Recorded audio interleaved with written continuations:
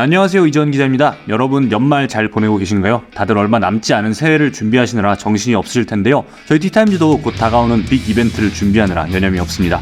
바로 세계 최대의 테크 박람회 CES 2024이죠. 저희 취재팀은 올해 초에 열린 CES 2023에서도 현장 취재를 통해서 구독자분들께 주목해야 할 테크 트렌드에 대해서 생생하게 전달을 드렸는데요. CES 2024에도 저희가 직접 현장을 찾아서 소식을 전해드릴 예정입니다. 그래서 오늘은 직전 행사에서는 어떤 내용이 있었는지를 다시 한번 간단히 짚어보고요. 1년 사이에 바뀐 것은 무엇인지, 또 어떤 트렌드가 앞으로 몇 년간의 테크 트렌드를 규정할 것인지에 대해서 한번 살펴봅니다. 우선 올해 초에 열렸던 CES 2023을 빠르게 한번 되짚어보겠습니다. 지난 행사에서 CES 주최사인 CTA가 꼽은 핵심 키워드는 메타버스, 모빌리티, 헬스테크, ESG, 게임 이렇게 5가지였습니다. 메타버스는 가상세계보다는 VR, AR을 비롯한 XR 기술들을 활용한 다양한 서비스가 등장할 것이라는 전망이었죠. 또 다른 세상으로서의 메타버스가 아니라 서비스로서의 메타버스, 즉 메타버스 애저 서비스라는 개념이 CES에서 처음으로 제시가 됐습니다. 실제로 이런 전망에 맞춰 곧 출시 예정인 애플의 비전 프로가 제시하는 공간 컴퓨팅과 같은 개념들이 등장을 하고 있죠. XR 영화관, XR 피트니스, XR 게임, XR 오피스 앱과 같은 방식으로 기존의 서비스와 XR을 결합한 새로운 경험들이 속속 등장을 하고 있습니다. 모빌리티는 자동차 OS 경쟁을 예측했습니다. 거대한 스크린과 자율주행 시스템을 탑재한 전기차 안에서 승객들이 보내는 시간을 어떻게 사로잡을지를 경쟁하는 시대가 온다는 것이었죠. 이에 맞춰 많은 기업들이 카 인포테인먼트 시스템과 이를 탑재한 컨셉트카를 공개했습니다. 이 경쟁의 특이점은 경쟁의 구도가 완전히 바뀌었다는 것인데요. 완성차 업체만이 아니라 소프트웨어 역량과 고객 데이터로 무장한 빅테크 기업들의 진출이 눈에 띄었습니다. 애플의 카플레이나 구글의 안드로이드 오토가 대표적이죠. 소니도 플레이스테이션과 스파이더맨 시리즈를 비롯한 자사의 IP를 충실하게 담은 컨셉트카 아필라를 지난 행사에서 공개를 했고요. 헬스테크는 원격 진료와 피트니스 테크 두 갈래로 나뉘어서 전시가 되었는데요. 원격 진료는 말 그대로 원격으로 병을 진단하고 치료하는 다양한 기술들이 등장했습니다. 이 과정에서 VR과 같은 메타버스 기술도 접목이 되었고요. 피트니스 테크는 스마트워치, 스마트 밴드 형태의 디바이스 위주로 전개가 됐는데요. 걸음걸이 측정, 심박수 측정과 같은 단순한 건강 상태 모니터링을 넘어서 특정 질병을 검사하거나 사전에 감지해내는 기술들을 볼 수가 있었습니다. 이외에는 삼성전자와 아마존, 구글의 스마트홈 경쟁도 눈에 띄었습니다. 다양한 스마트홈 디바이스의 표준 규격이라고 할 수 있는 메터 표준이 등장했고요. 특히 삼성전자는 행사 최대 규모의 전시관에 스마트싱 스테이션을 비롯한 스마트홈 솔루션을 전시해 눈길을 끌었습니다. 이런 키워드를 확인하는 재미도 있었지만 저희 팀이 지난 CES를 돌아보면서 강하게 느낀 것은 곳곳에 스며드는 인공지능이었습니다. 이전까지만 해도 인공지능이라는 것이 빅테크, 특히 그 중에서도 소프트웨어를 다루는 기업들의 전유물이라는 인식이 있었죠. 하지만 CES 현장에서는 다양한 디바이스, 다양한 하드웨어에 인공지능이 스며들고 있는 모습을 확인할 수 있었습니다. 그것도 인공지능과는 전혀 관련 없어 보이는 기업이 이를 활용해서 혁신하는 경우도 있었죠. 대표적인 게 CES 2023의 메인 전시관의 한가운데 위치했던 미국의 농기계 회사 존 디어입니다. 존 디어는 거대한 트랙터에 인공지능을 탑재해 잡초반 걸런에 농약을 뿌리고 적절한 양의 비료를 씨앗에 입혀서 파종하는 기술을 선보였습니다. 또 24시간 쉬지 않고 경작할 수 있는 자율주행 기술도 선보였죠. 이런 소프트웨어 기술들을 농부들에게 구독형 모델로 판매하는 새로운 비즈니스 모델도 선보였습니다. 트랙터는 사실상 무료로 대여를 하고요. 이처럼 다양한 영역의 인공지능이 결합하면서 디바이스는 인공지능 실행을 위한 수단이 되고 핵심은 인공지능 서비스가 되는 디바이스에서 서비스, 하드웨어에서 서비스라는 개념이 소개되기도 했습니다. 그래서 하드웨어가 중심이 되는 CES에서도 인공지능이 곳곳에 숨어있는 것을 보면서 정말 인공지능 시대가 다가왔구나 이런 생각을 했는데요. 아니나 다를까 행사가 끝나고 얼마 지나지 않아 챗GPT를 중심으로 한 생성형 AI 열풍이 시작됐고요. 당연하게도 다가오는 CES 2024의 핵심 키워드 역시 인공지능으로 정해졌습니다. 그럼 지금부터 그 내용을 한번 자세히 미리 보겠습니다. CES 2024는 현지 시간으로 내년 1월 9일부터 12일까지 미국 라스베가스에서 개최가 됩니다. 스타트업 1000개를 비롯해 3,500개의 기업이 참가를 하고요. CTA 측은 방문객이 코로나19 팬데믹 이전 수준을 뛰어넘은 20만 명이 될 것이라고 예측을 하고 있습니다. 인공지능이 모든 테크 이슈를 빨아들이고 있는 상황인 만큼 이번 행사의 슬로건은 All Together, All On입니다. 이 슬로건에 대해 게리 샤피로 CTA 회장은 10월에 한국에서 열린 기자간담회에서 모든 산업 분야에 AI 기술이 적용된다는 의미라면서 생성형 AI 출현 이후에 AI가 영역을 가리지 않고 스며들고 있다라고 설명을 했습니다. CES의 핵심인 소비자 가전에도 인공지능이 적용되는 트렌드를 잘 반영한 슬로건이라고 할 수가 있죠. 이런 슬로건을 구체적으로 이해하기 위해서는 기조연설 라인업을 볼 필요가 있습니다. 뭐가 그의 테크 트렌드의 핵심인지가 이 기조연설을 통해 잘 드러나기 때문인데요. 그럼 이번 행사의 기조연설은 누가 맡을까요? 바로 독일의 기술기업 지멘스, 프랑스의 화장품 회사 로레알, 미국의 유통회사 월마트와 베스트바이, 미국의 반도체 회사인 인텔과 퀄컴, 한국의 HD 현대 등이 맡습니다. 화장품 회사의 유통회사, 반도체 회사 모두 제각각인 것 같지만 이들이 공통적으로 바라보는 지점은 인공지능입니다. 각 기업과 CTA가 미리 공지한 발표 내용을 한번 살펴보겠습니다. 가장 첫 번째 순서인 지멘스는 인공지능과 클라우드 시스템을 활용한 산업용 소프트웨어와 자동화 솔루션 개발에 집중하고 있는데요. 이번 기조연설에서는 인공지능이 우리 일상에 가져올 변화, 우리 삶에 가져올 변화에 대해서 소개할 예정이라고 합니다.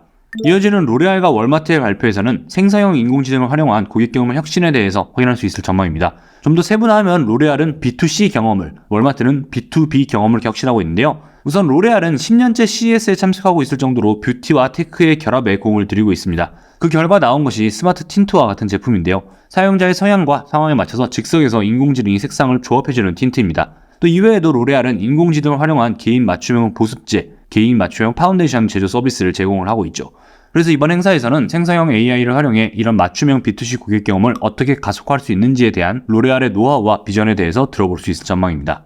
반대로 B2B에서 생성형 AI 도입을 적극 추진하고 있는 월마트는 더그 맥밀런 CEO가 연사로 나섭니다. 월마트 역시 일찌감치 인공지능을 업무에 도입해 B2B 고객 경험을 개선하고 있는데요. 대표적인 게 납품업체 담당자와 협상을 진행하는 인공지능 프로그램입니다. 월마트가 제품에 사용할 수 있는 예산 범위, 달성 목표들을 입력해두면 인공지능이 과거 거래 명세를 바탕으로 납품업체의 조건과 가격을 파악한 뒤에 챗GPT와 유사한 방식으로 납품업체 담당자와 대화를 주고받으며 협상하는 방식이죠. 월마트 입장에서는 협상 기간과 비용을 단축할 수 있었고요. 납품업체 역시 감정 소모 없이 명확한 협상이 가능한 덕에 높은 만족도를 보이고 있다고 합니다. 주목해야 할 또 다른 기조연사는 미국의 반도체 공룡 인텔과 퀄컴입니다. 인텔의 팻 겔싱어 CEO, 퀄컴의 크리스티아노 아몬 CEO가 직접 출격하는 이 기조연설에서 두 기업 모두 생성형 AI 시대에 더욱 중요해지는 반도체에 대한 이야기를 전할 예정입니다. 특히 기대가 되는 점은 이 기조연설에서 온디바이스 AI에 대한 이야기가 나온다는 것인데요. 온디바이스 AI는 쉽게 말해 인터넷 연결 없이도 PC, 노트북, 스마트폰과 같은 디바이스가 가진 자체 역량만으로도 인공지능 서비스를 제공하는 환경을 말합니다. 지금은 대부분의 인공지능 서비스가 거대한 데이터 센터와 연결되어 있어서 온라인 상태가 아니면 이를 활용할 수가 없죠.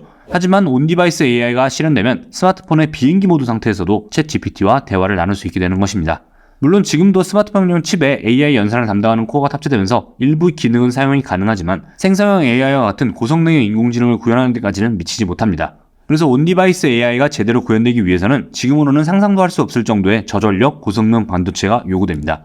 그래서 온디바이스 AI는 아직 먼 미래의 일이라는 생각을 했었는데요. 이번 CES에서 반도체 공룡들이 이를 앞세우면서 이 시대가 조금 더 앞으로 다가온 느낌입니다. 자세한 내용은 현장에서 좀 더 확인을 해야겠지만요. 크리스티아노 아몬 CEO의 말처럼 우리가 디바이스와 상호작용하는 방식 자체를 바꿔놓을 혁신이 눈앞에 다가온 셈입니다. 이 온디바이스 AI와 관련해서는 삼성전자와 LG전자 역시 이번 행사에서 별도의 세션을 열고 발표를 할 전망이라고 하는데요. 이 이야기에 대해서는 좀 더 자세히 다른 콘텐츠에서 다뤄보도록 하겠습니다. 이렇게 기조연설에 나서는 기업들 말고도 수많은 기업들이 인공지능을 앞세운 전시에 나설 예정인데요. 오픈 AI와의 협업으로 생성형 AI 서비스의 선두를 달리고 있는 마이크로소프트는 이번 CES 2024 부스에서 MS 오피스에 작동하는 개인형 비서인 코파일럿을 비롯한 다양한 생성형 AI 서비스를 선보일 예정이고요. 아마존 역시 인공지능이 우리 주변에 있는지 없는지를 모를 정도로 자연스럽게 스며든다는 의미의 앰비언트 AI를 테마로 다양한 전시를 준비하고 있다고 합니다. 정말 이제 모든 회사가 AI 회사가 됐다는 게리 샤피로 회장의 말처럼 이제 정말 모든 테크 트렌드는 인공지능으로 귀결된다고 할 수 있습니다. AI 외에도 CES에는 41개가 넘는 다양한 카테고리가 전시가 되는데요. 이 중에서도 또 특별히 CTA 측에서 강조한 키워드들이 있습니다. 이는 지난 10월에 한국에서 열린 기자간담회와 최근 온라인으로 진행한 사전 미디어 브리핑 행사에서 공통적으로 언급된 키워드들인데요. 바로 모빌리티, 헬스케어, 그리고 푸드테크입니다. 우선 모빌리티는 지난 행사와 마찬가지로 전기차를 중심으로 한 운영체제와 자율주행 시스템 경쟁이 벌어질 것이고요. 생성형 AI가 이 경쟁을 가속화하겠죠. 또 경쟁력으로 새로운 카 인포테인먼트 시스템을 내놨던 기업들이 AI를 어떤 식으로 결합하고 있는지를 살펴보면 좋을 것 같습니다. 또 지난 행사의 소니처럼 완성차 기업이 아닌 곳들이 새로운 컨셉트카를 제시하는 것이 새로운 볼거리가 될 것 같은데요. 이미 LG전자가 컨셉트카 알파블 출격을 예고했습니다. 자동차를 개인화한 디지털 공간으로 재정리하고 놀고 머물고 일하는 나만의 공간으로 바꾸는 데 초점을 맞춘 컨셉트카라고 합니다. 인공지능과 LG의 강점인 디스플레이를 결합해 고객의 니즈에 맞춰 변형이 가능한 차량 공간 경험을 제시한다고 하는데요. 이 역시 현장에서 많은 관심을 받지 않을까 합니다. 또 모빌리티 경쟁에 있어서 또 하나의 체크포인트는 완성차 업체들의 반격입니다. 생성형 AI가 차량 소프트웨어 진화를 가속화한다면 아무래도 데이터와 노하우가 많은 빅테크 기업들이 점점 더 유리해질 것 같은데요. 이에 맞서는 전통 자동차 회사들의 반격도 만만치 않기 때문이죠. 이는 아마도 현대차의 발표에서 확인할 수 있을 것 같은데요. 현대차는 이번 CES에서 정의선 회장이 직접 새로운 소프트웨어 전략을 발표한다고 합니다.